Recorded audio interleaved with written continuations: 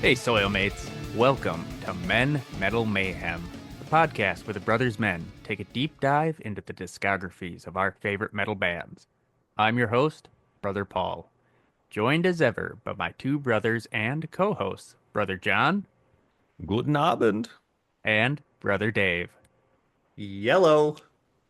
Each season of the show, we are focusing on one band. In season one, Songs of the Damned, we are covering Soilwork. And today we are discussing their sensational 2005 album, Stabbing the Drama. Join us as we become one with the flies.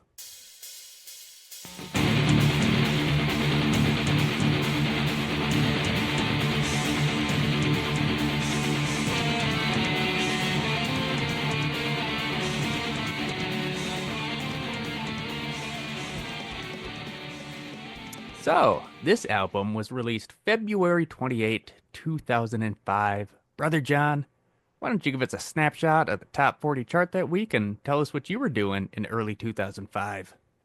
With pleasure, Brother Paul. Well, I think we all remember the number one hit that week, which was Candy Shop by 50 Cent, featuring the classic line, "I'll take you to the candy shop. I'll let you lick the lollipop. Keep going till you hit the spot. Whoa." Whoa, indeed, 50. It's a great one. A couple other notable hits that I saw. Since You've Been Gone by Kelly Clarkson came in at number 8. Drop It Like It's Hot with Snoop Dogg and Pharrell was number 15. And Mr. Brightside by The Killers came in at number 28. I feel like that song was, well, all these songs were everywhere in those days, but some of the big hits of the Mr. day. What, Brightside, that was big enough that even I heard of it with my complete lack of knowledge of popular culture. Dave, you weren't going to the candy shop back in those days? I don't think I even knew what the candy shop was for Well, back in you those should days. probably check that song out and reminisce about the Actually, times you I could have think had. I vaguely remember that one, but yeah, Had to get Mr. out to the club Brightside. more, dude. But yeah, Mr. Yeah. Brightside was everywhere. Dave, if you were at a club, I don't know, it's like oil and water, it doesn't mix. We'll take you out Just to the club awkwardly someday. standing in the corner. Yeah, I let's mean, do it I was just hardly to any better. experience it. What was I doing in 2005? Well, I was approaching graduation from college. But that didn't necessarily mean a whole lot. It was a time of much indecision and uncertainty for me regarding my next stage of life. So after I graduated, I decided, well, I'll take the LSAT and, think about going to law school. So I kind of took another year off and I didn't start law school till 2006. So in that, well, kind of like my senior year of college and that sort of extra year of college, I lived at this kind of party house in Grand Rapids on Ardmore Street, which was just called the Ardmore. And I was looking back at pictures from this time to be like, okay, what was I up to? Oh, yeah, the Ardmore. Over that 24-month span, I had a total of 24 different roommates who lived with me at that house. It was truly a revolving door of occupants. I was the only consistent through. I was the Speed Strid of the house, and everyone else was the musicians coming and going from the band.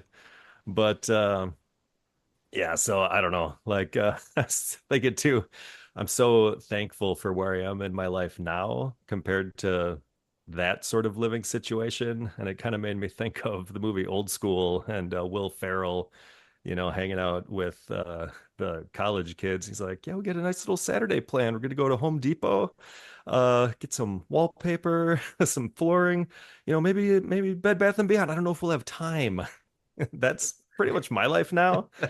And crazy enough, Will Ferrell was only 35 when that movie came out, which I Oh, thought he was in his early 40s, same as me. I was like, oh my God, he's only 35. But I guess I've been living that life for at least 7 years now. So it tracks. But anyway, back in those days, one of my roommates was Karen Abad, and we would always go to metal shows together. And shout out, Karen, love you. But I remember, well, I forget where I got this, but I had gotten like a promo copy of Stabbing the Drama from someone. I think maybe he worked at or knew someone who worked at a radio station or something, because it was like an actual CD, not just some pirated thing. But every other song would there would be like this voiceover that would come on it once or twice, and it would be like this British lady saying, "You're listening to the song Nerve from Soilwork's forthcoming album, Stabbing the Drama," or something Remember along that that. line. I And I I remember miss that from you somewhere. yeah, I well, I miss probably kind of burned that for you 2000s guys. anti-piracy things like that. I had a downloaded copy of Typo Negative. I think it was Dead Again, and every track would be like, "You're listening to the track." It's like this. Yeah. I'm still listening to it, baby. It's not throwing me Uh, off too much. Yeah, I think on Stabbing the Drama, it was only every other song had that voiceover, if I remember right. But it was kind of funny because I typically think of that when I'm listening to these songs. I don't usually remember exactly where that voiceover was, but even though it's not there anymore in the version I'm listening to, it's like, it's with me in my heart. And so there's the music video for the song Nerve, and the top comment was just that, you're listening to the song Nerve from Soilwork's forthcoming album, Stabbing the Drama. There's like 100 comments on it, all being like saying how they missed that, or like, oh, you pirated that too, that sort of thing. So that gave a chuckle to me. But going back to my friend Karen, I remember spring break that year, we went on a little mini road trip for a few days, and we hit up like Nashville, I think, and Little Rock to see Still Remains play because they were on tour, and we just were like seeing the sights and meeting up with some people that we had met on like MySpace and stuff like that. But we were listening to this album quite a lot, and I just remember Karen was like really sick. I don't know what she had, but she was like on the verge of puking, and we're driving through mountains in Tennessee or something. And it's like, oh my God, is she going to throw up all over my car? I really hope not. One, because I don't, want my friend to be sick, but two, I don't want barf all over my car. And there's no good spot to pull over, but we made it, with the help of Soilwork, who pulled us through, and we got to our next destination. So that was pretty much what I was up to. Brother Dave, where were you living in those days? A dumpy party house? I was still on campus. I'd moved to the apartments that were across the highway. Oh Or yeah. not highway, whatever it is. Uh So East Belt um line. clean student housing. yeah, East Belt Line. I was across there. You had the little walking over bridge that you go to, and still you get to be outside, but there's no sun because it's Michigan. But you get to admire the clouds as you walk home. Uh at that point, I'd found my people in college, right? It was end of junior year. Uh, and I'd even started my first band, Ashes Within, with Jordan Carr. Shout out, Jordan. I know you're Oh listening. yeah. Actually, I haven't talked to that guy in a while. I should. He was on piano, and then Austin on drums, and Justin on bass. We played, I think, a grand total of 3 shows. One of Our which was first at the sh Liquid Room. I sent you some pictures that I had from Yeah. that one. So I think our first one was Calvin College Battle of the Bands. And then we did, I forget if the Liquid Room came first. It was basically only friends there. And then we did one in the basement of the Cal Speak Huizenga dorms during finals week, and they shut us down early because we were being loud. And we were like, "You let us do this." And then they were like, "But we didn't know it would be loud." It's like it's a metal band in Yeah. the Yeah. in the dorm like lobby area. What did they think? Well, Uh, I was there for all your shows, I do believe. For sure I the one in the dorm and at the Liquid Room. And actually by then Beanick Bay would have been no more, and I was playing with the Skies Revolt. So I would imagine that's probably who, because we probably played together, like my band and your band at the Liquid Room, but nobody ever came to that place, I swear. yeah, that Well, there were some sounds new metal familiar. bands in town and they would draw a crowd at that place, but it was not like, the bands that like the metalcore bands and stuff, typically would not bring out crowds at the Liquid Room. It's just a different scene, I guess. So Other than that band, which was a lot of fun, learning experience for sure. I was also getting musically, I was getting big into The Haunted around this time and Porcupine Tree. I know Deadwing came out this year and In Absentia had come out previously, and I was big into Opeth, and Opeth was good friends with Porcupine Tree, so I started kind of listening to their stuff and fell in love with their kind of mid-period albums. Um, I think at this point, Brother Paul, you and I had gotten into Godhead Hell during yeah, one of these brother. summers. I was Paul, you got a big searching. grin on your face about Godhead. I don't think I've ever listened to Godhead. I don't even know what they sound like. We'll do They've one of got their some real good albums. stuff. Yeah. All right, Um, sounds good. We'll do Spine Shank and Godhead we as a little absolutely between should. season palate cleanser. So Yeah, I looked around for because it was them and Orgy we saw yeah, it was somewhere in them, Kaukauna. Orgy, Society One, and then some regional band who came out with like the laser tag fucking like Is that the guy who was into porn and also got like arrested for sexual assault? yeah, that was Society One.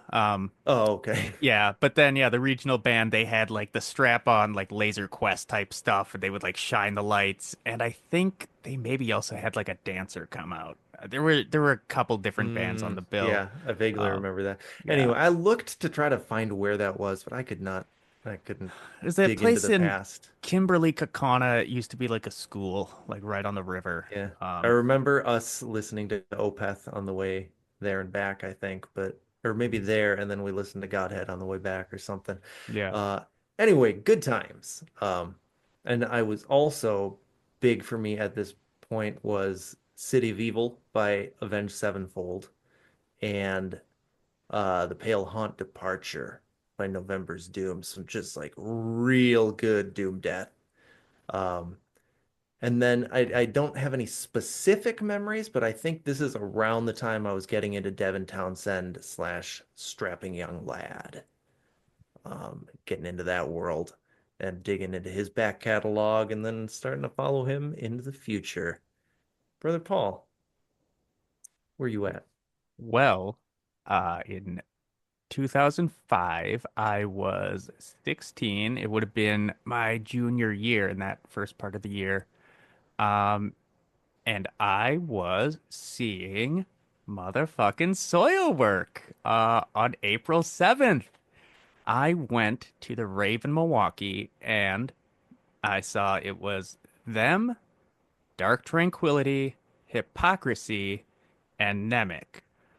I also okay, so the Rave, it big venue. It's got like four different venues inside the complex.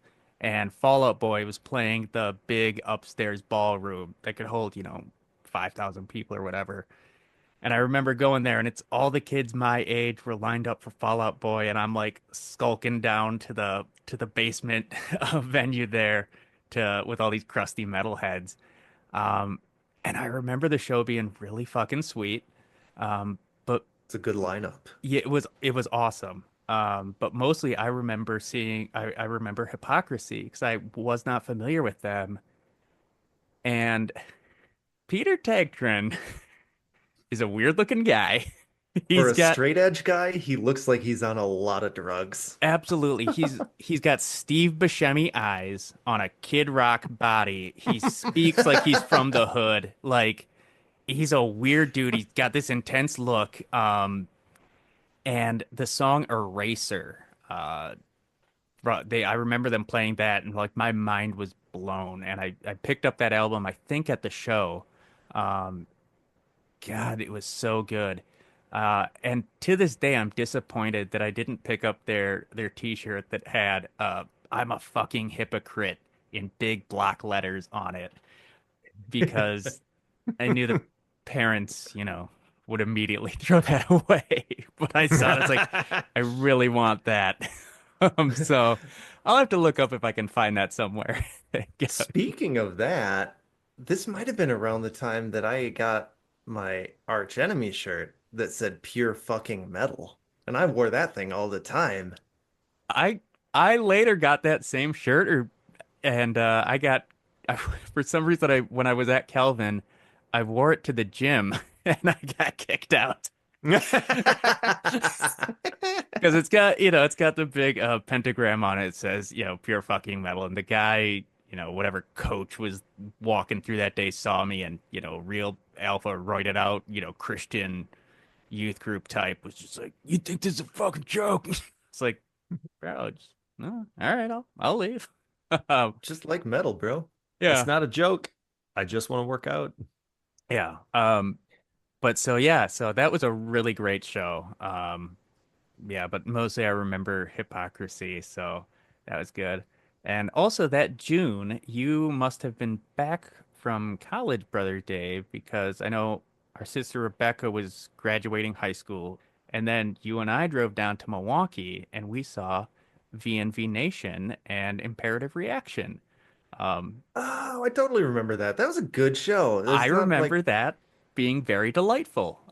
yeah, like it's not my scene, but I really enjoyed that show enough that I bought a VNV Nation shirt that I wore very frequently. Yeah, it was like the button up, like Yeah, the the button up, which was great, just had like their logo on either the breast or the shoulder. yeah. Either way, it was a classy, nice shirt Yeah, so and a it good was it show. was super enjoyable. I mean, at that point, I was I was super into my bleep blop Metropolis Records, electro music. I still had time for metal, but I was mostly just like, I'm a Euro trash electro kid.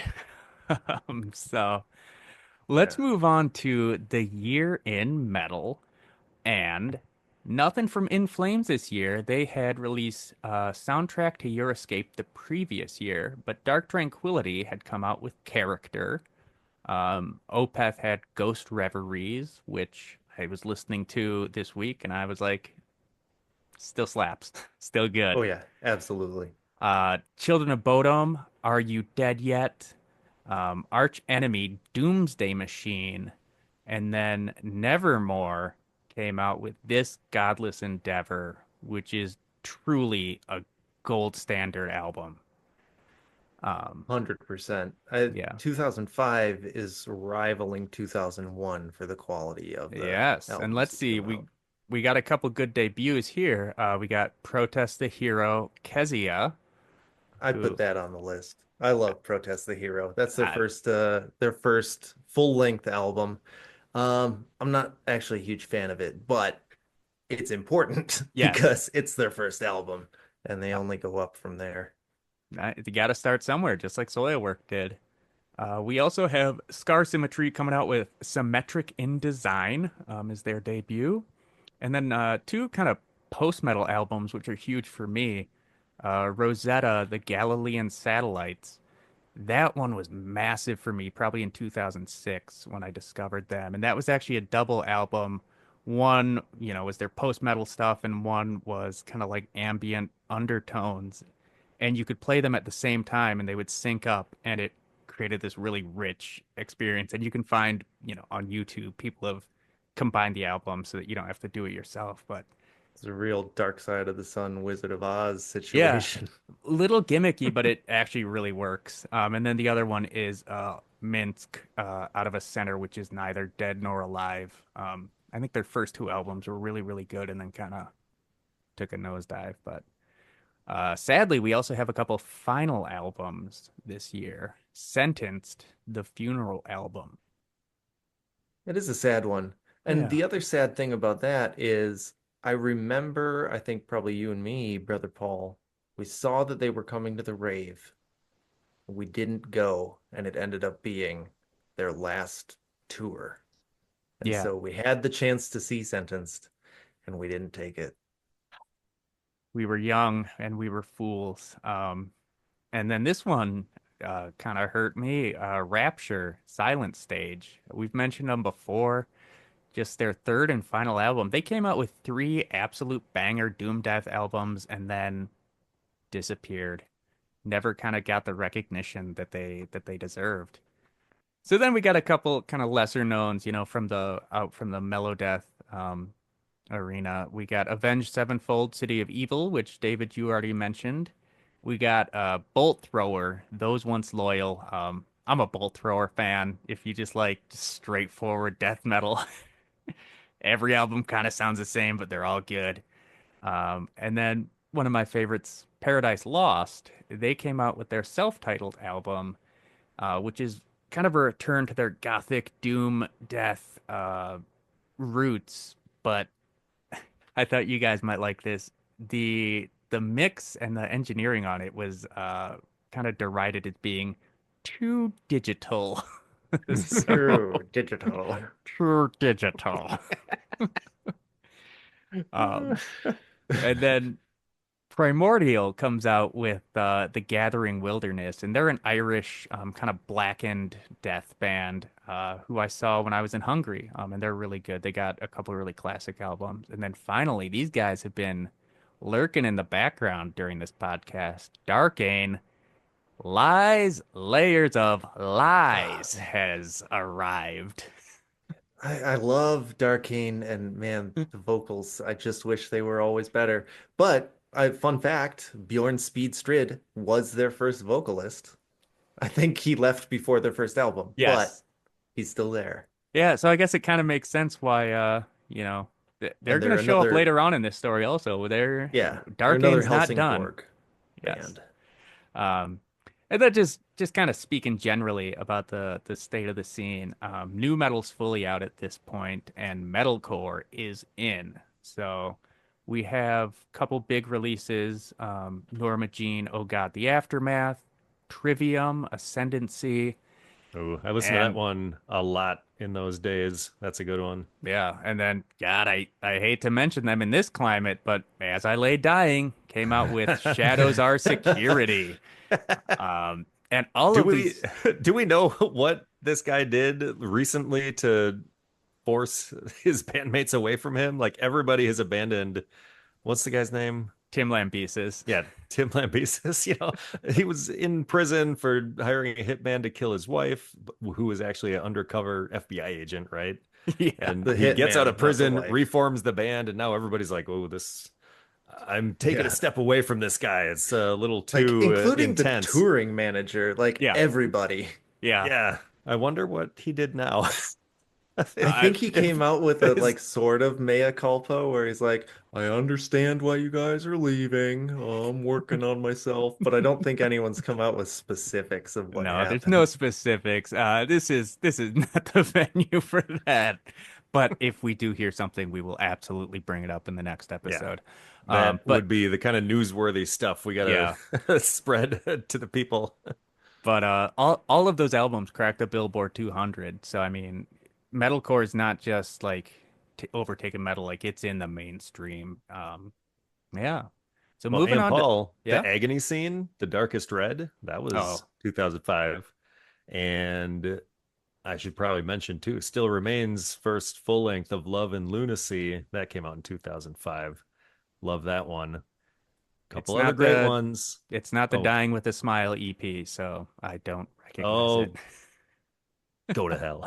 I know. But All their stuff is good. I just like their the version of the task from oh the yeah, EP, I not like from the album. yeah, it's got Steven Schaller doing the BGVs background vocals. I like the way he sings that part Hell a yeah. little better than how it is on the full length. But I digress. Here's a question. Do you guys listen to much Mors Principium Est? No, I'm not sure where they're from, maybe Finland or something, but their album, The Unborn, came out in 2005. I feel like, Paul, you would get into them because they've got some sort of electro synthy overtones. I take it Just back. They're my favorite band now. check it out. I You're gonna will. love it. They are pretty badass. And also I noticed Korn See You on the Other Side came out in '05. That's the one with the song Twisted Transistor on That it, song's which good. it's probably the only song I've heard from that album, but I always The remember liking video. that Have you one. seen the video? Oh yeah, because it had who all is in that? Like a It's bunch of it's five or guest six stars. rappers, so it's like Snoop Yeah. Dogg, Exhibit, and others all playing the role of Korn. So check out the Twisted Transistor video. Uh, Yep. so we're gonna move on to Soilwork themselves. After the stability of Natural Born Chaos and Figure Number 5, we got a change in the lineup.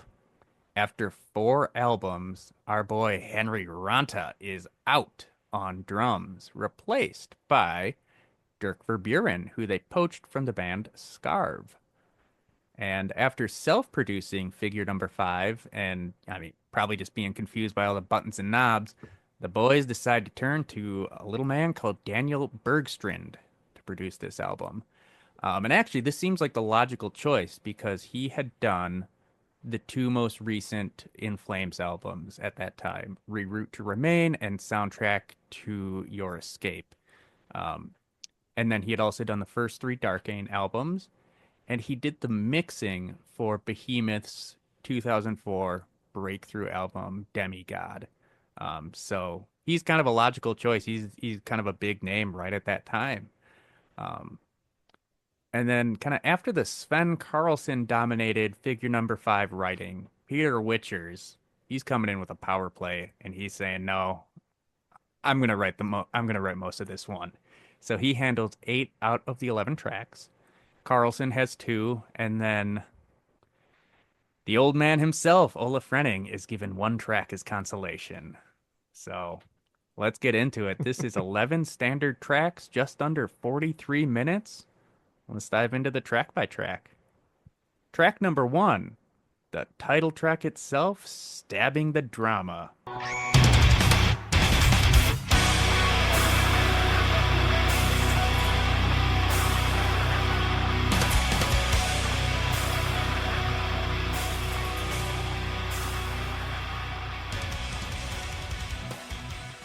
Brother Dave, kick us off. This track kind of follows in the footsteps of the previous album and starts off the album with a really approachable song, I think. Um, One thing that stands out to me immediately, though, is it's way more riffy than basically anything on the previous album.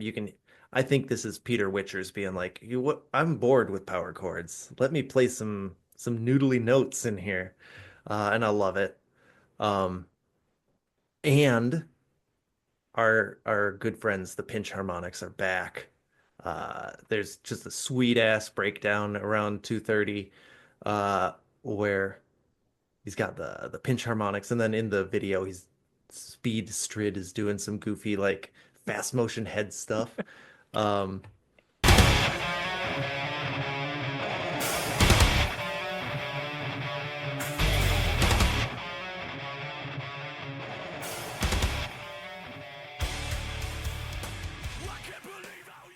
Overall, I mean, this is a classic Soilwork song, right? It's got a singy chorus that's pretty catchy, but I think it is musically one of the less standout tracks because it's very traditional, but still good. Well, let me just jump in and say I love the intro. They got this kind of staticky, sneaky sound buildup, which is something they will do kind of over the coming years as well. And this is maybe one of the first times they've done it. And I'm like, okay, something's happening. So I really like that. Music starts in, it's pretty powerful. Then the verse starts and the singing, and it's a little antiseptic. Like it's just a little bit of a letdown. It's all this build up and then it just doesn't quite deliver. But then you get into the pre-chorus and the chorus and it's like, oh shit, we're back. And I had written down there's some real stanky pinch harmonics on this one. Like Stanky is a good descriptor. after 2 albums where they've just not been there, they're like, yeah, they're back. They are back, baby. So, Brother John, what are your thoughts? And then we can talk about the video briefly. Yeah. Well, so I knew that they had a new drummer on this one. And so the first time I heard it, I was like, okay, what's this new drummer going to be all about? And, kind of fades in like you're saying. And then it's like, okay, new drummer, who dis?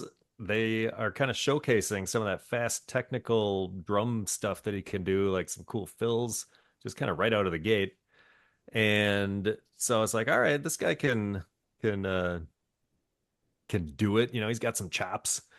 Um, feel like this is maybe a bit of a complaint I have for the album as a whole, but well, and Dave, sounds like you almost were kind of disagreeing with what I'm about to say, but I feel like there is a lot of just like chugging and power chords with the guitars and also the mix. Maybe it's not so much on this song, but a lot of the guitar stuff, if you listen really carefully on good headphones, you can hear some cool guitar stuff that they're doing. But like when I'm listening in my car, a lot of that is just kind of lost in the background. And so it kind of depends what I'm listening to this album on, how much I appreciate it, I feel like. Because in my car, it's like they're not even doing anything that cool on the guitar. They're just kind of like, strumming along or whatever. Like maybe a cool pattern, but I just feel like the guitars are a little bit lacking on this album as a whole. So let me just come out of the gate and say it. I don't know if I love the guitars on this album. They do certainly do some cool stuff, and there's the pinch harmonics, but there's few and far between solos, and just like the general noodliness, I'm not noticing it as much. But overall, this song's pretty solid. It's got a catchy chorus for sure, and the drumming is technical and good. So overall, it's not bad. Well, all right. Before we talk about the video, which there's really not too much to talk about, I want to say that I read an interview about when this album was coming out, and the interviewer was like, "Stabbing the drama. Should it maybe be called Stabbing the Drummer, given that this is your third drummer now?" So, release the Uh, Stabbing the Drummer cut of this album, please. Um, Maybe he was too afraid he was going to be stabbed if he missed a beat, and that's why yeah. he's almost like a drum machine throughout, very precise. Wasn't going to make any mistakes. So this video is it's pretty one-dimensional. It is Bjorn Speed Strid singing to a camera in front of a car, and he's moving kind of like it's a rapper new metal video. And the one I Hmm. thing mean, that the I do, car is on fire. yeah. Oh yeah, did I not say that? Yeah, it's on fire. So there's that. And And I occasionally kind of exploding. yes, I think Yep. you do get like you can see kind of the flamethrower pyrotechnic device off to the side blasting fire. Um, I do want to say right at the beginning, the band name emerges from the flames. And it Oh, is I gotta the watch it again. funniest little graphic. I missed that. You know what else is on fire is Speed's goatee. A Yes. little bit more on fire than my high school goatee ever was, but Yeah. still not a fashion statement that I would recommend for anyone. He's got his Very, goatee and and his beanie. yeah, it's very new metal Yep. style wise as well. Yeah, in my notes here, I said a lot of new metal dancing from Speed and not much else. Um, and then about the camera work, like I got motion sick if I actually watched this video. Like it's so shaky. Well, let's move on to track number two, One with the Flies. Brother John, what do you got on this? All right. Well, maybe I'll recant some of my prior statements because this one does have a cool solo at 2 minutes 55 seconds. But my note is that that seemed like the first real zazzy guitar work to show up on the album so far. So, as opposed to pretty much any of their other albums where it's almost nonstop cool guitar stuff. But again, drums really precise, a lot of fast technical drumming. But at the same time, I don't know if it's just like the production or the mixing or what, but the drums sound a little bit hollow too, almost like I don't know, just how they were mic'd or something, like the tone of the drums. I wasn't totally loving it. And I feel like on Natural Born Chaos and A Predator's Portrait, they just sound big and full, whereas here they sound just a little bit thin, maybe. Um, Too but digital. it could be. It's And it's almost the opposite. It's got kind of a fuzziness to the whole mix, I think. Because just on in on this general, one you're it's saying? in this album, I think Yeah. it's just a little warmer, fuzzier mix. Yeah, and it Um, could be like whatever distortion they're using on the guitars and the volume on the guitars, they just don't shine through the way you can really kind of hear more of the guitar stuff on like stands out on the other albums. But there's also I didn't put a timestamp on here, but it's basically during the choruses, there's this really notable thing where he's like hitting a China cymbal on every offbeat, and Yep. I just did not like that at all. So, not huge on this one for those reasons, but I guess got mixed opinions on it because it's still a cool song, but it's got some flaws. That's all I got for this. I actually really like this one. Um, it slaps. I like this more than Stabbing the Drama. Um, it's immediately really like a boppy feel to it. Like it's just driving and you want to bang your head to this one. Uh, and I love I guess it would be the chorus around 126 where he's screaming down, and then they've got this sweet like they do like a slide on the guitar, like a boo, and then just like a real nasty, like riffy low thing.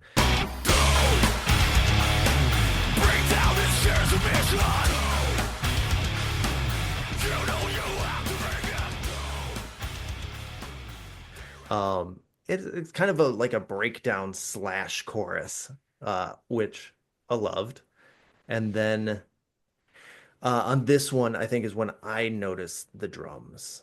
I didn't actually notice the China thing you were talking about, but around the 230 mark, I thought the drums were doing some cool stuff. And in general, I thought Henry Ronto was a good drummer, but by this point in the album, I think my brain was noticing the drums more and being like, these drums are cool.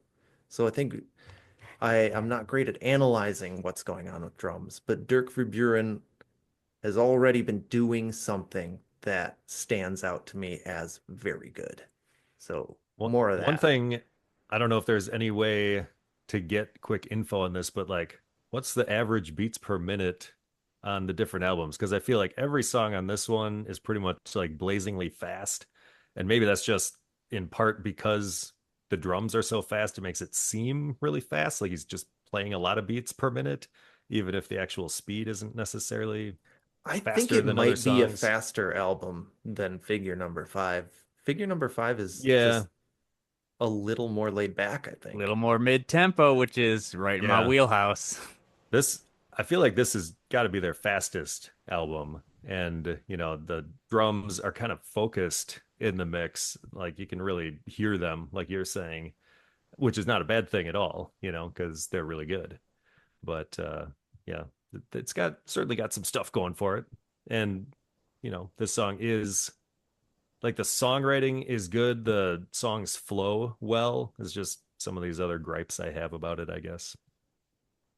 Well, I have that it's got another kind of wonky little intro. Kind of the spoken bit he's doing. Like, I want with the flies, and it's vocal effect, and then it into the drums, and yeah, this song does seem kind of like a nice little drumming showcase for good old Dirk.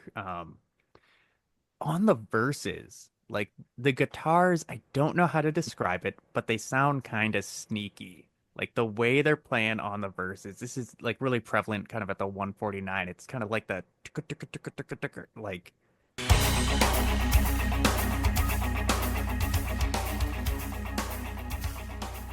they're sneaking around with it. The chorus is catchy as hell, and the second time I saw them play, I saw them in 2008. I was in the front row and I got some really good shots of Olaf Flink like head banging right as Speed's going, like it's not fair and choke with me and like Olaf's just like head banging right into my camera. So I'll have to put those pictures up on the socials. Um God, I like it. It's a good song. It's catchy. Yeah. John, I'll have to say I'm a little surprised at all this negativity.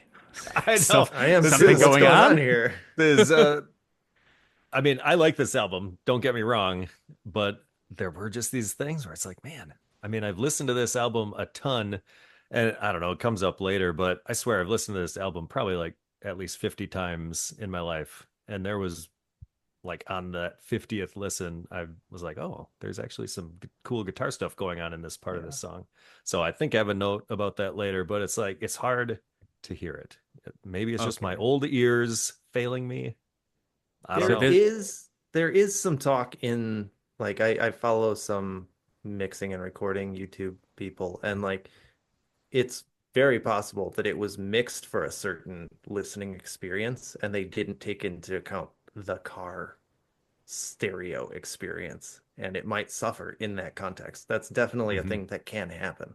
Well, it's definitely better on my headphones than in the car. So, to any of our listeners out there who haven't heard this album and don't know what to do, put on some good headphones or like a good stereo and listen to this. You'll appreciate it more. okay, moving on to track number three, Weapon of Vanity, and I just have written, oh hell yeah.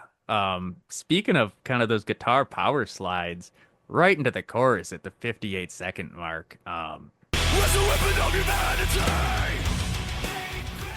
They're this album, I noticed they're doing lots of power slides into stuff, and I love it. It's great. Um, just a banger.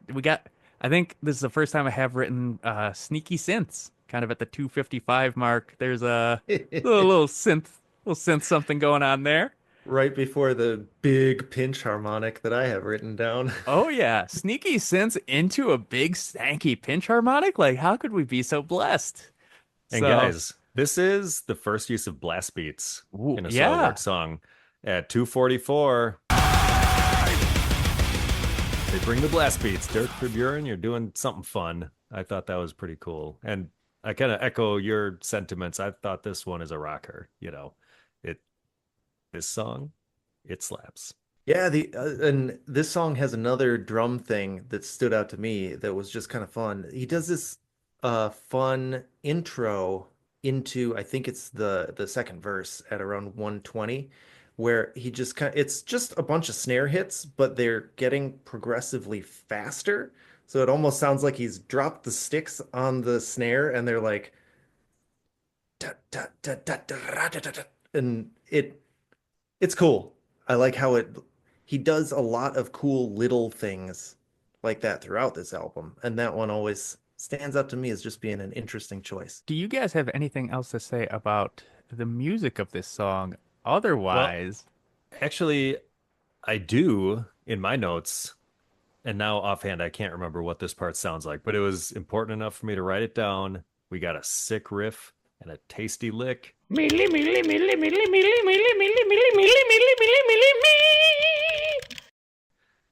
Starting at about the 216 mark, the guitars are doing a pretty stanky riff, and it's behind a bunch of other instrumentation and singing, so it's not like a solo, but it's just a really good groove.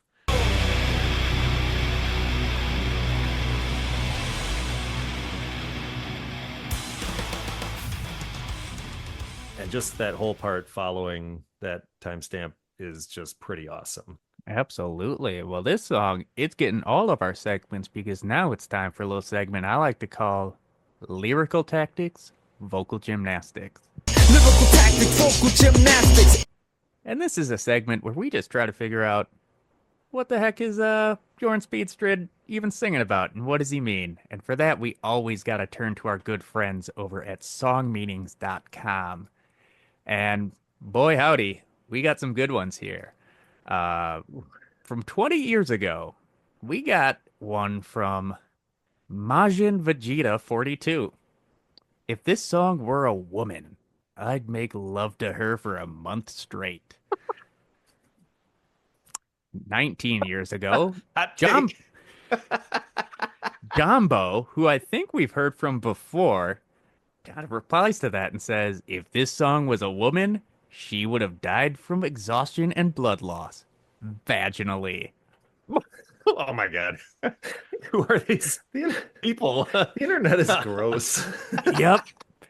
Oh my But God. then, okay, so 20 and 19 years ago, we had that nice little exchange. But 18 years ago, people start actually getting into the meaning. And Lacage says, I think it's about somebody who is, I dare say, a poser. someone who pretends to be something they are not. Another take is that someone who was formerly a friend has changed and is vain and full of themselves. Something like that. Not really sure. I like that so many of them couch it with like they give a pretty strong, bold assertion, and then they're like, or whatever, it could be something else. Well, these next two are they're not couching it in any uncertain terms because undignified romance straight up says this is about a person who is so dominating and vain. They want to be the most popular person in the world, and they are the one who is known to be at the top, e.g., President Bush. President-elect Donald Trump. Yes. Um, So, I mean, I guess 18 years ago, President Bush really was in our lives. And, maybe Soilwork is writing songs about him. But then Solution 45, which is the name of a band, comes out and says, this song is about self-righteous religious hypocrites. They play divine as immortal sons, which is a line from the song. Christians see themselves as, quote, children of God. There was a comment about George Bush.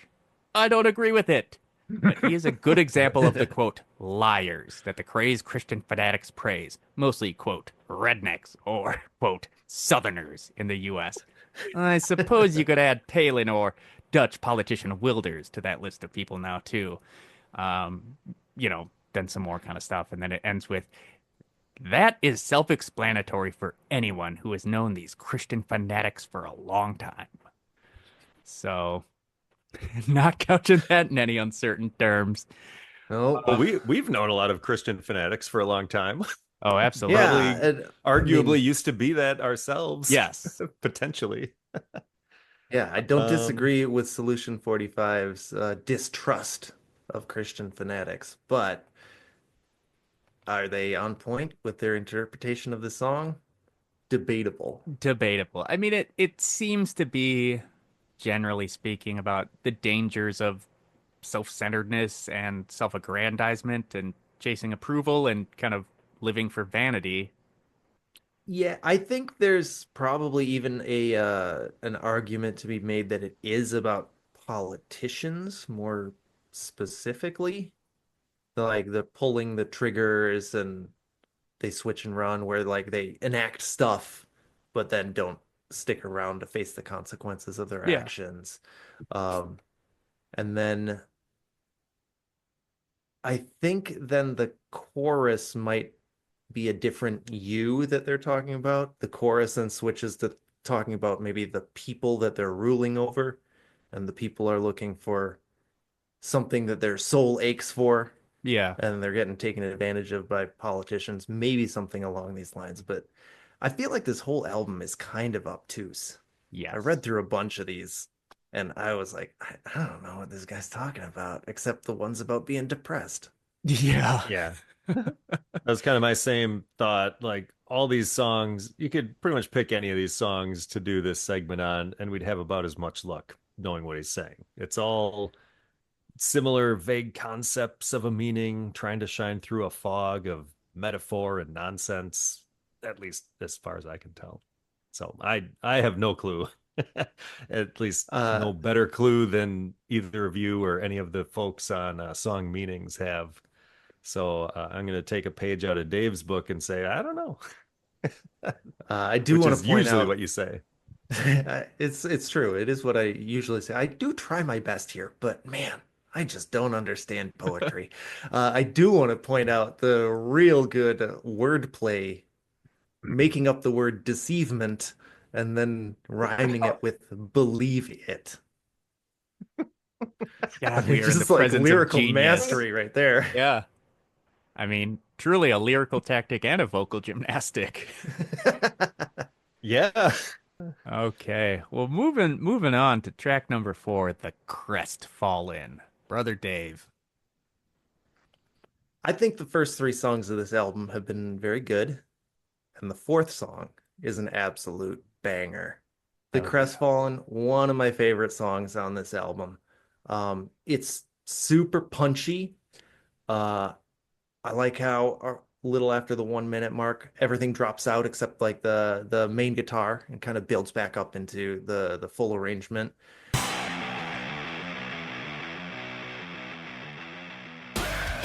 Um, does another cool slide thing like Paul was talking about um, later after that. And the ending with just shouting, "Crestfallen be thy name!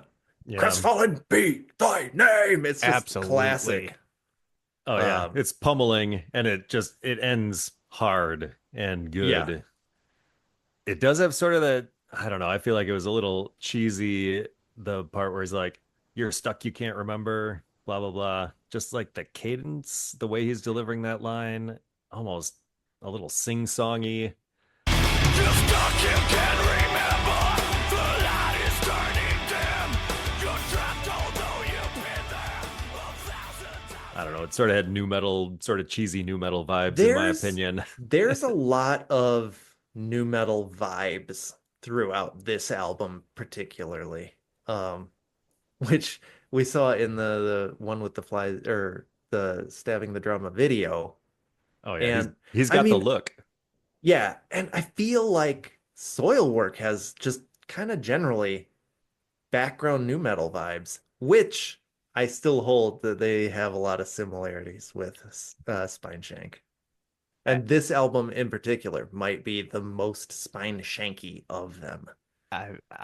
I'm getting convinced because so my thoughts on this song, yeah, the chorus fucking slaps. And I think the first time they come out of the chorus, they have they do like this 6 or 7 second groove of like the bass, and then at the 121 mark, he goes "Full cry" with the drum slaps, and it's so good. Um, yeah, we got more guitar slides into the chorus. I guess I'm a huge sucker for those because I love them. Um, They're awesome. I they are, love just kind of slightly cheesy, yeah, but guitar techniques that are not just playing notes.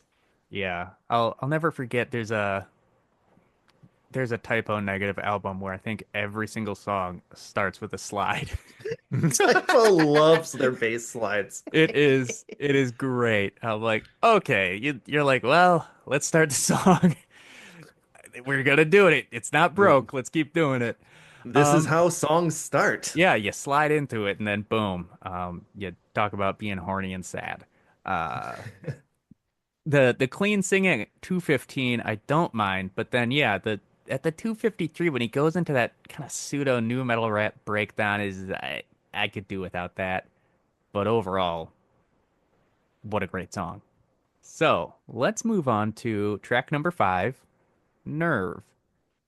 Brother John, thoughts? All right. Well, this one does have a cool solo. It's starting at about 227. So that caught my attention. Because, like I said, they're a little few and far between. And I've come to love the Soilwork solos, but they're just a little sparse on this album. But right after that, it goes into this bit of a drum fill and it does that hard stop before they bring it back into the chorus. And that always I think they did that, I don't know, like 4 or 5 times, maybe on figure number 5. And I loved it every time. And I love it on this.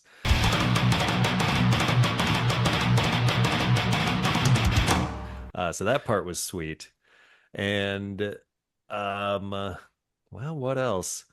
Well, this is the one where the chorus has the line "walk straight for a final solution." And I was always like, oh my God, what are they talking about? But we already know that they're anti-Nazi, so it can't be that. I feel like Speed just kind of like uses phrases that have other meanings, but he doesn't use like, when he says, "Do you I know how to spit or swallow?" It's like, why are you saying that? I wonder Why are you if talking about a he final solution? It's like, come on, man. Do you just not have this context in your lexicon? I Because wonder if he didn't know the English of it, yeah, that right? could If he be. just knows the Swedish and maybe the German and then Yeah, doesn't know the translation in English. And like right. that's all over songmeanings.com. So if you actually Yeah, read the right. I mean, lyrics it's and clearly if not you anything watch the about that. video, it's obviously not about that, but still like I don't know, a quarter or a third of these comments on songmeanings.com are like, well, obviously it's about Nazis. Uh, Well, yeah, obviously Obviously. not. If you, yeah, just read the lyrics. I mean, it's just about sticking to your decision on something, basically. yeah, You or create a um, solution or maybe some hints of like suicide being a final solution that you should not take. right. That's what the video is hinting at, if we want to get in the video. But I did want to, since we're talking about the lyrical content, I do want to mention this comment by 69 Dogs on songmeanings.com because it harkens back to a previous album, Predator's Portrait, The Analyst. This song is about going to court, I think. Final Brother John. solution. I think I saw that. I forgot to write it down, so I'm glad you caught that one. Final solution is the judge's decision, and they're saying, come forward to state your case, break it and learn, break the law. There is no return. There's no going back now. I mean, just very succinctly put, and I think absolutely completely insane read of this song. Yeah. I say it every single time, but I mean, if you post on songmeanings.com, that's a cry for help, or I mean, or you're just posting a manifesto that you hope doesn't get flagged. So, Oh, one thing though, as I'm just I didn't really write this down when I was just looking at the lyrics. So at the very beginning, it says call it liberation or frustration as it hits like a bomb. And when they say bomb, there's like this cool guitar slide thing, like what you guys have been calling out. And that part is pretty awesome. Call it liberation or frustration. Lasting it's like a bomb. Tearing you apart. yeah. Yeah, I mean, this one, I think it's got another kind of wonky intro. They're doing lots of like weird kind of intros on their songs. They're testing it out and good They're, for them. I think they're trying to get more creative on Yeah. this album than on the last one. Yeah. Well, Again, maybe creative in different ways. Because I would say there's a lot of creativity and just sort of a different direction that kind of each of their albums has taken. up So, to this point, yes. yeah. Um, yeah, I mean, we got Yeah, they're more, iterating. yes. We got more powerful pinch harmonics. We got the he does this little vocal effect at the 158, it's getting all so clear now and little vocal synthesizer, something going on. Yeah, I mean it's a fine song. It's a solid, serviceable Soilwork song. I like it. It's kind of where I landed on it Yeah. too. The video itself is pretty straightforward. It's the band's playing in a warehouse. If you're It's a very metal wet. band having a video, it's you're playing in a warehouse. Couples fighting. She leaves, looks sad, thinks about happier times. I think he commits suicide in the shower, and then she jumps off the roof of a building. Parentheses, or does she? The version I found on YouTube was really grainy, so it was kind of hard to tell what was going on, but She kind of floats back up at the end, right? Or yeah, something. so Or it's it's like like, is she in just thinking reverse. about it, or Yeah. is this an alternate timeline or whatever? But you know, where do, where do metal bands, if they're not out, black metal bands inhabit forests, and I guess mellow death bands inhabit warehouses. So Or abandoned parking lots with burning cars. yes, yeah. So I don't know. I mean, that's all I got on this song. Dave, you got one last thing to add? I just wanted to call out the use of the chugs at the 1 minute 9 point, where it's a nice use of trio, which is a group of three, three, and two, which fits into 8 beats. Um, and I like it's like a galloping, just fun, interesting rhythmic thing that they're doing. But yeah, this song is really straightforward. I don't think there's a whole lot to call out for it for good or for ill. Well, I mean, that goes right into the next song, track number 6, Stalemate, and I have written down punk drumming, but it's not as egregious as it was previously. Um, God, it's I another. I had almost the same thing. I wrote drumming is the classic rat tat tat, but the fills are insanity, and he does a lot of them. Yeah. It's another good Soilwork song. It's got those aggressive verses with the catchy choruses. And then at the 2:30 mark, I think this is the first time he gives us a real kind of Tom Warrior Ooh.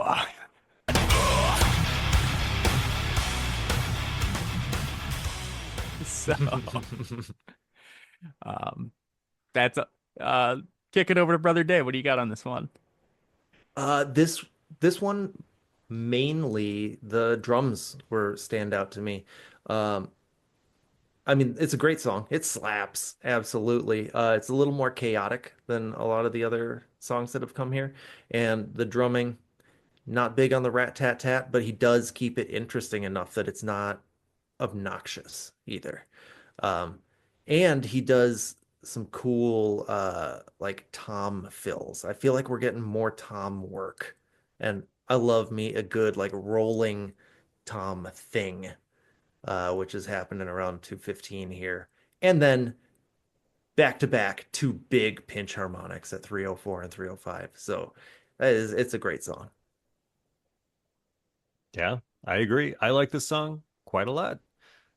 I say it's a blistering scorcher. I mean, it's just furious throughout, and it's got a bunch of cool drum parts. I want to call out our segment, Bring the Mosh,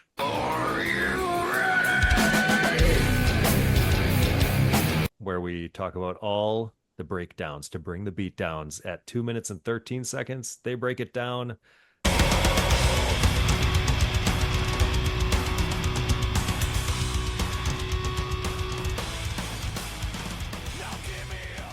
And then he has his vocal part where he's like, now give me your best shot. And he says that a few times. And then that kind of ends in at around 247. There's like sort of a cutout. And then they do a blast beat and basically finish the song really strong. So more blast beats, solid fare throughout. I thought this one was pretty good. Nice. Well, track 7, Distance. John, take us away. Oh, I have written down, oh, baby, we are back with an awesome song that checks all the boxes of what we know and love about Soilwork. It's got the grooves throughout, the harsh vocals with the clean, catchy chorus, fun breakdown, and peppers in a solo that really gets the juices flowing just a little bit. So calling out Bring the Mosh again for that breakdown at 211. They start to break it down, and at 226, they really bring the mosh and go hard.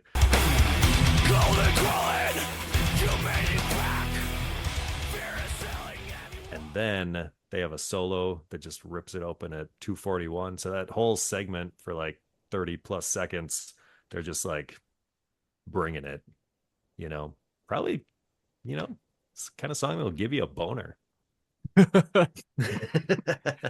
Oh, I mean, on this one, the when he goes the "Am I really an exception?" into the chorus, like that part is just great.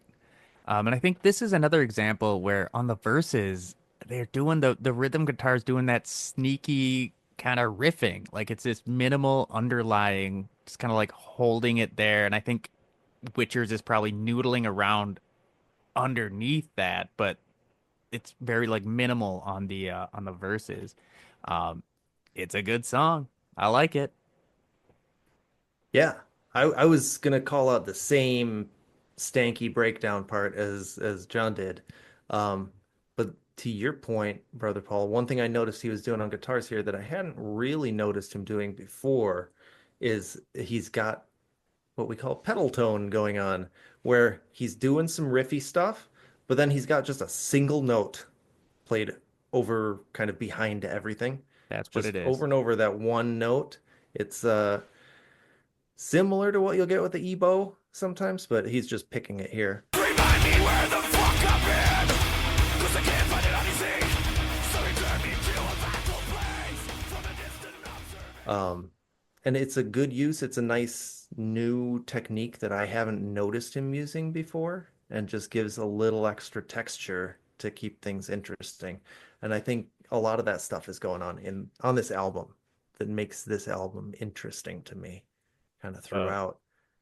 The only other thing, This is why I have you on the podcast, is so that you can point out, the technical terms for stuff that I hear but don't quite know what it means. So Yeah, no, you got to that clears it up. You got to for sure drop the clips of all these things in so that everyone can get an education in what the hell this all means. Absolutely Yeah. not. I'm just going to be dropping in the clips of you from previous episodes when you do air guitar noises. The only other thing I have to say about this song, could it be a little shorter? Yeah. It I I think it's got a very long chorus, and after I've heard that fairly long chorus like 3 or 4 times, I'm sort of ready for him to stop singing. But that's a very minor gripe. Really good song. Well, moving on to track number 8, Observation Slave. And let me just say, the verses especially are just new metal as fuck. We get a real slap at the bass. It's as if they were like, hey, let's bring in Mudvayne here and have them write a song for this album. Um, which I should mention, I forgot to mention this up in the personnel, but this is their first album without any guest musicians. No noodling around from Matthias Eklund, no guest vocalists. Uh, Theoretically, this isn't Mudvayne, this is Soilwork. Yeah, it's a middling song with a decent chorus, but the riff lead up, the lead up riff and the slide into the bridge at 2:45 is pretty good. So.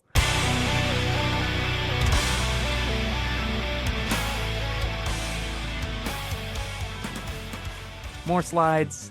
God, I've written he's doing some vocal effect at some point, which yeah, they're playing around with a lot of stuff on this song. It's it's fine. It's fine. Yeah, I had a I similar comment about that. The part where it's like under pressure too many times, I can barely fight it back. It's very new metal. Not sure how I totally feel about that. But this is the song that I mentioned earlier. So it's at 1 minute, 3 seconds. There's a cool guitar part, but it's really in the background of the mix. Like I said, I listened to this so many times and never noticed it. And I was like, oh, that they're doing something pretty fun right there. But it's hard to pick out. So listen carefully and you'll enjoy it, I think. And also there is a solo at this one, which is, I believe, Ola Frenning. Is this the one that he wrote, or do you know which No, one it was that this he is not the wrote? one he wrote. Oh, okay. Well, he does the solo apparently. I don't know where I saw that, but that was pretty cool. At 3 minutes 17 seconds that comes in. So, despite the mini gripe about that new metal little vocal interlude part, it's a nice little bop. they I think they're doing kind of a lot of cool stuff in this song, which makes me a little sad that I don't like this song more because it's a bop for sure, but it not a banger. I'm not even sure it slaps. Uh So we have our patented 6 tier system for album ranking, but then we also need like a patented like 8 tier system for how we kind of rank our songs.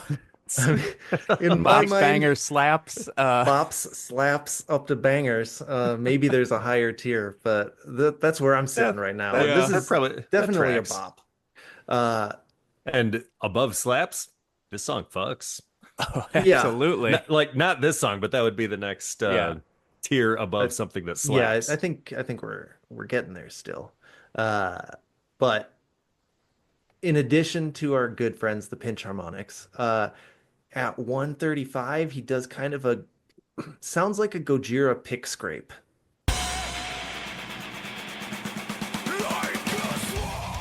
which you don't. I think this is the first time they've done it where you're muting all the strings and you just scrape the edge of the pick down across all of the strings and it just makes an ugly noise. And it's kind of like high pitched, out of tune harmonics, but it happens real fast and it's just like this cool noise. Gojira does it all the time. Um, when did Gojira start? They were already around and Yeah, doing their Gojira stuff at debut. this point, right? They came out with From Mars to Sirius here in 2005, which I think is maybe like their third album. I don't know Yeah, for they were sure. already gaining some steam at this point, so who knows? Maybe Soilwork picked it up from them, just trying it out. And then I think Paul mentioned a slide thing around 245. They've got a nice pick scrape at 242 that's kind of buried in the mix, but I like me a good pick scrape. The classic one being right at the beginning of Colony by In Flames, right at the beginning of Oh the yeah. album, Embody the Invisible. Talking about a There's just song that Fox. Yeah, Yeah, now that song, that song fucks. that song Oh my fucks. God. And Hell then yeah. drumming again stands out to me. This one around 333, he's doing some cool, just syncopated drumming stuff. Um, I like, I'm not sure it falls into the full realm of polymeter, but it's at least cool and syncopated. And I like that where you're not quite sure where the drums are gonna hit. Okay. Yeah, it's a That's, bop. yeah. Track number 9, Fate in Motion.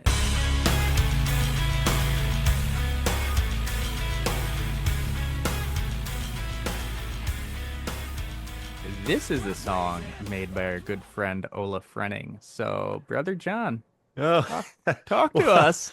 my comments here were I feel like there's really not much to this song other than it's just some basic backing instrumentation for some pretty decent vocals, but really doesn't stand out. So, it's fine to me. It's almost a little more of a filler song. I will call out though that there's lyrics about taking a ride yet again, where he says, Wouldn't I'm be a facing Soilwork album without him. exactly, at least so far. All right, Dave, what are your thoughts on this? I had much the same thoughts as John.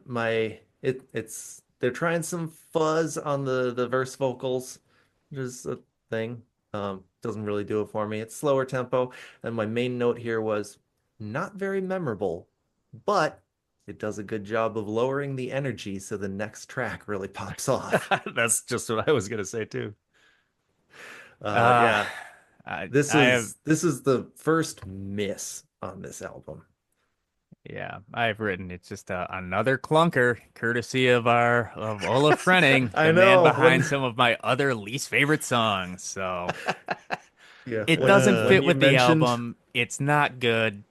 They gave him one. He's the Ringo of the band at this point of just like, oh, you wrote a song. Okay, cool. Let's put it on the fridge. Oh, he's making us write this one. Okay.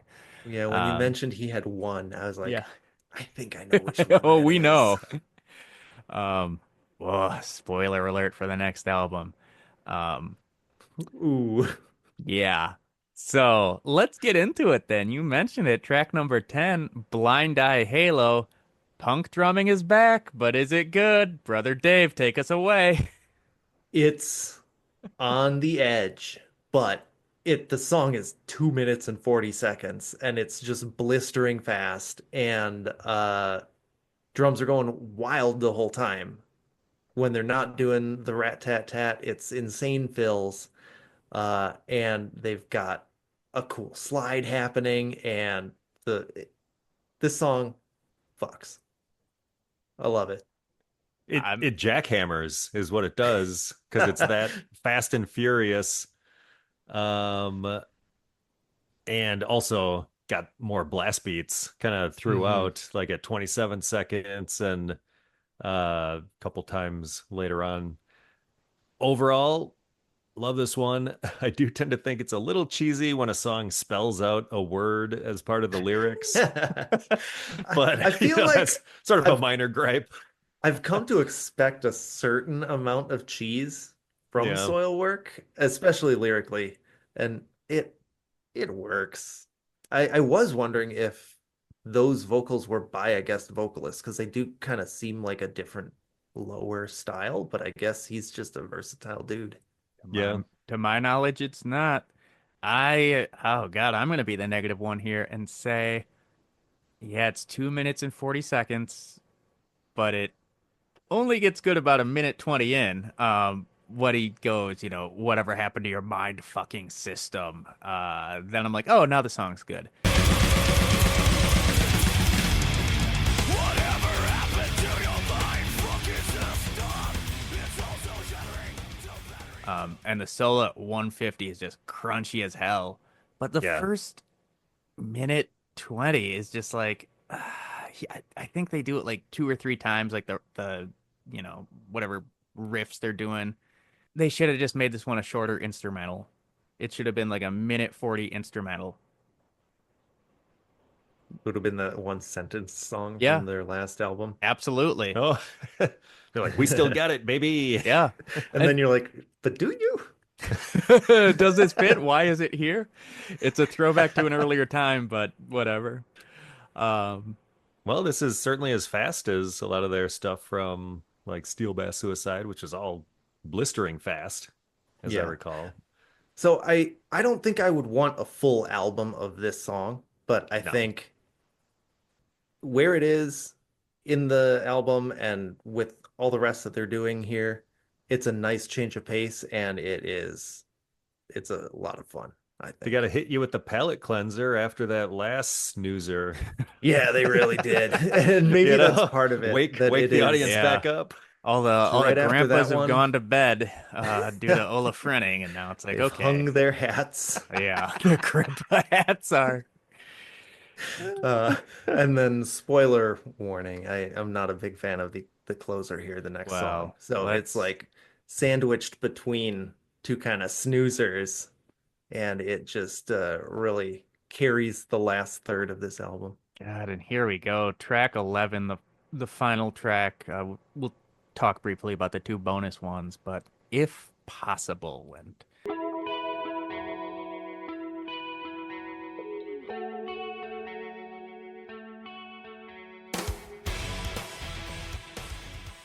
I like the intro on this one. I think it is good. It's really melodic. I'm like, okay, this is nice, and then it falls apart. And the chorus is fine, I think, until he sings "My Time." And there's a lot of stuff happening in the background and like weird elements going on. It's just an absolutely terrible closer.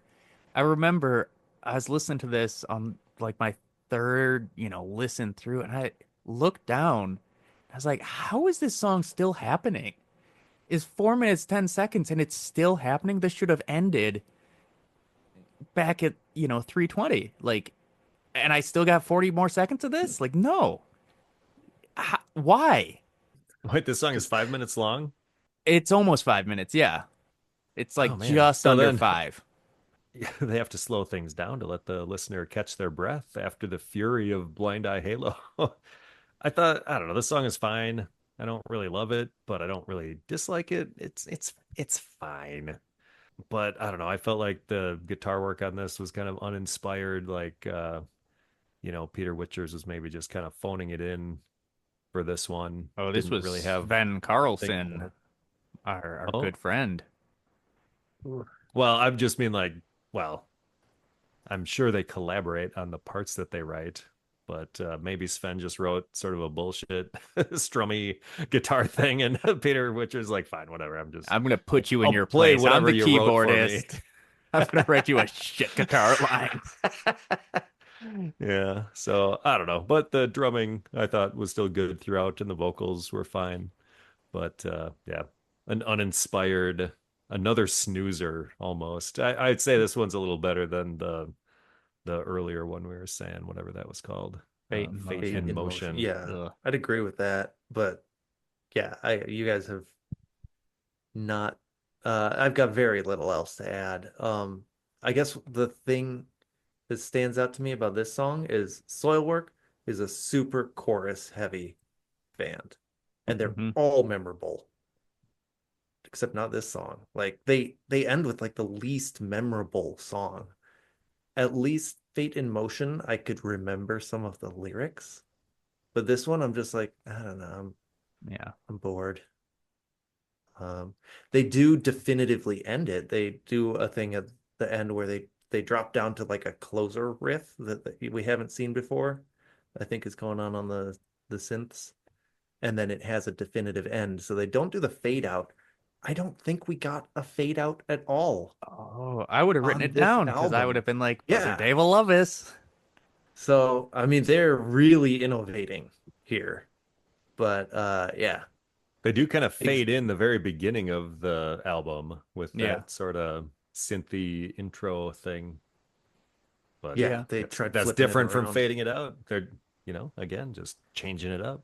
Well, let's talk briefly about the bonus tracks. We got Wherever Thorns May Grow. Brother Dave, you got thoughts on this one? It's a bop.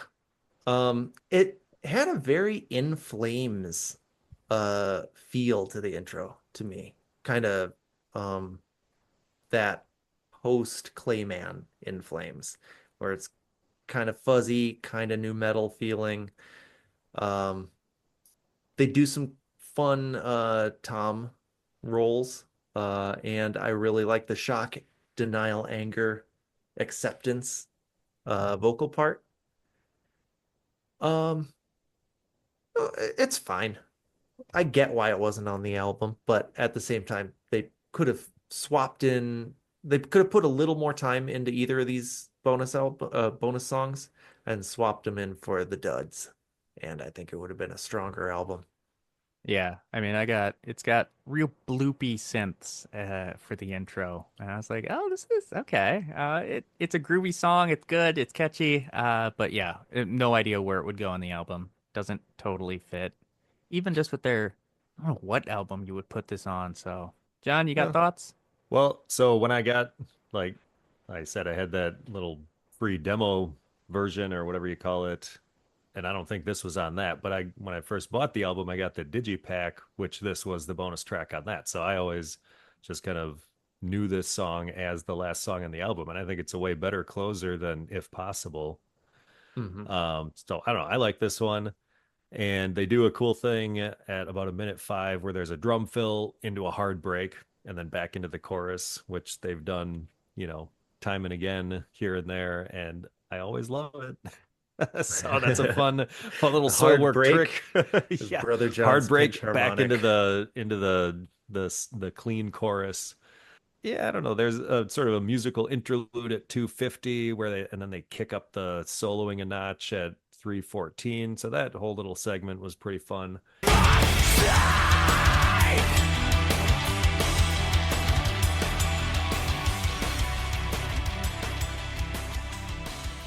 And then it culminates in the drum fill, hard break, back into the chorus. So I don't know. I always like this one, and I think it belongs on the album. And if they're gonna nix something, just get rid of one of those other ones that was more of a dud.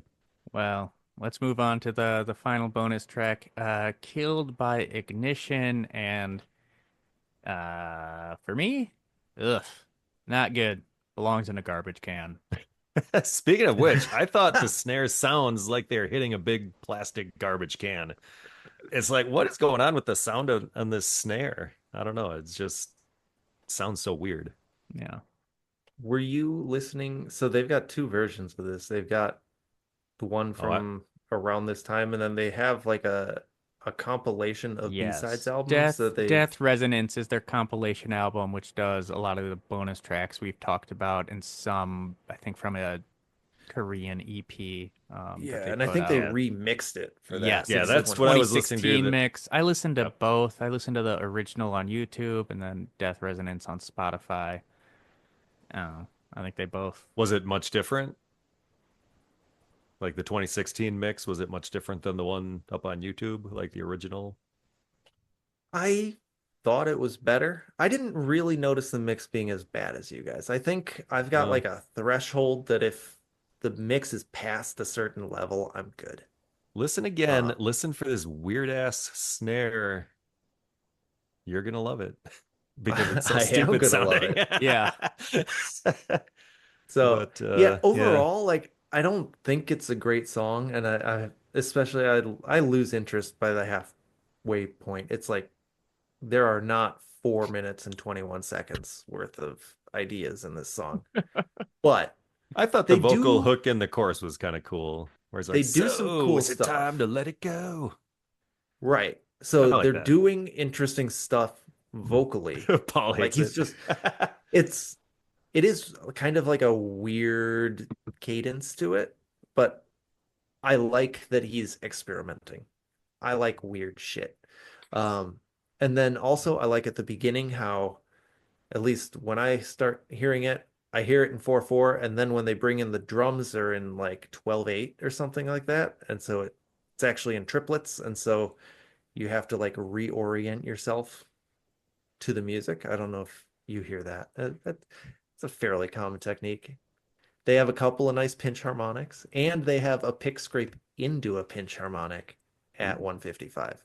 And just don't listen past that point. And then it's a decent song. Well, on that note, Paul, you it got to is drop in the little mini edit of this song where it just cuts off at a minute 58. Just yeah. put it here at the end. We're gonna remix this album and yeah. The 2024 mix. Yes. Well, on that positive note, let's turn it over to our resident rankings expert, Brother John, so we can talk about the album. Yes, indeed. It is time for our final segment, Bop or Flop, where we decide, does the album slap or is it crap? We have honed our patented 6-tier ranking system, going from 6 all the way down to number 1. We got the bops. A perfect 6, unassailable. This is metal incarnate. A 5 is like to stand on that thing, an album we could easily listen to on repeat.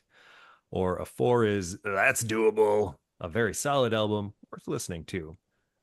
But we've got the flops. A 3, it lacks zazz. Nothing special, somewhat forgettable. A 2 is named that because it's a number 2. It's crap, and you definitely shouldn't spend any money on it. And a 1 belongs in a garbage can. This album is a disappointment to its father and the listener. So where do I fall on this one? I mean, I guess this is probably the harshest I've been on any of Soilwork's albums so far. Overall, feel like, I've been saying, some of the guitar writing was kind of phoned in, or they were maybe just exploring new stylistic directions that kind of took them away from the zazzy guitar soloing and other cool riffing that I love to hear. Part of that may have just been sort of the mix, as I was saying earlier, but there is definitely some cool stuff going on this album too. Um, Definitely a lot of cool drum stuff. Dirk Verburen coming in strong. It's almost like Henry Ronta was Brett Favre, and now Dirk Verburen is Aaron Rodgers, continuing in a solid trajectory. If we want a football reference in here, but the drumming was really well done, and the vocals were on point. Speaking of the drumming, I did like how they added some blast beats here and there. That was a fun thing that we had yet to see previously. Couple cheesy kind of parts with the vocals, but overall, no huge complaints. I liked it. Didn't love it. I would tend to go to the other albums, I guess, over this one if I'm just like choosing some Soilwork to listen to, mainly because of those sweet, sweet guitar licks on the other albums. But and I feel like this was a controversial take that I texted to you guys a while back, but kind of depends on my mood. But I almost prefer Steel Bass Suicide over this one because the guitars on that are just so much more interesting to me. But I mean, that one definitely has its flaws as well, but the flaws are just different, they're completely different sounding albums. I guess in the end, it depends on my mood at the moment, what I want to listen to. Um, End of the day, I'm gonna say that's doable for Stabbing the Drama, and I'm rating it a 4. Wow. Okay. Brother Dave, let's go to you. I'm gonna disagree with Brother John and say I think the sick riffs are back here, especially compared to figure number 5. I think they're definitely not as in your face as Steel Bath Suicide. Um, and so I think it is a mix issue for you. Guitar wise, I really like what they're doing on this album, and they're keeping it a lot more interesting. I think my theory is that Peter Witchers is to blame for that the Soilwork guitar sound up to this point, and the fact that he wasn't the primary songwriter on figure number 5 was a point against them for me. Um, so sick riffs and pinch harmonics are back, baby, and I love it. Um, Dirk Verburen. I mean, I liked Henry Ronta, but Dirk Verburen has won me over as my more favorite drummer in Soilwork. This song or this album is overall great. Has 2 flops, and they are pretty hard flops. So rather than being a perfect 6, I think I'm gonna have to just stand on this thing. I waffled kind of hard on ranking this. Yes, the album takes a nosedive at the end, hard. And there are certain sections of songs that I have kind of minor quibbles with, but the sheer strength and memorability of the first four songs, and then the kind of just the dependability on the middle section of this album, it makes it so easy to listen to. I gotta stand on that thing. I'm rating this one a straight five. I had wanted, if I was being negative and just focusing on the flops, I would have rated it a 4.5, not even a straight four. This is a great album. Yes, it's coming after my favorite album up to this point. I love Figure Number Five, but I really like to stand on this album. So that's where we're at. And well, soil mates, that's all for this episode. Stay tuned for the next episode where we will discuss Soilwork's scintillating 2007 effort, Sworn to a Great Divide. Until then, may the metal be with you, my brothers. And And also with you.